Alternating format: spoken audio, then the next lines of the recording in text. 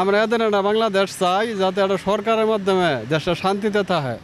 এখন বর্তমানে যে সরকারটা আছে এর আইসটা ভালো না, মানে আইস দুষ্টেরা দেশ গজবায়, বুঝছেন? অনেকগুলো তখন যারা চালাইতেছে ওরা তো এগুলো বুঝে না, ফলাফল মানুষ, ওদের এটা বোঝা দরকার। হ্যাঁ, সরকারের মাধ্যমে দেশটা শান্তিতে থাক। হ্যাঁ, নির্বাচনের মাধ্যমে দেশটা শান্তিতে থাকবো, একটা সরকার বাস হইলে। হ্যাঁ, সেই বাংলাদেশ স্বাধীন নির্বাচিত সরকার হলে দেশে শান্তি থাকবে এটা ভাবতেছেন? হ্যাঁ, জনগণে যারা বাচ্চা নিব ওইটা মনে করেন ওই সরকার। হ্যাঁ হ্যাঁ। দাদা আপনি কি চান?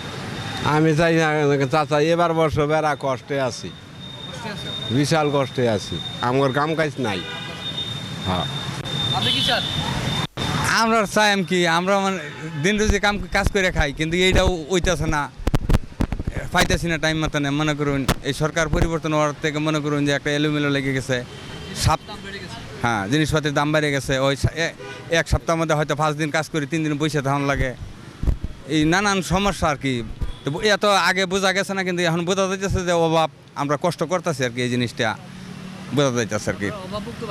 হ্যাঁ হ্যাঁ হ্যাঁ, এখন বর্তমানে অভাবমুক্ত আমরা চাই, এইটাই চাই যে একটা ভালো সরকার হইয়া নির্বাচিত হইয়া যাতে সুন্দরভাবে দেশটা চালা, যাতে দেশের গণ্ডগোল সুস্থভাবে চলে, যাতে এইগুলি না হয়, খুন খেলাপি এই সেই মার্ডার এই সেই, যাতে এইগুলি আমরা চাই না, এগুলি আমরা দেখতে চাই না। যাতে সুন্দরভাবে ভালোভাবে দেশটা চলো, শান্তিতে সবাই চলি, আমরাও যাতে ভালো থাকি।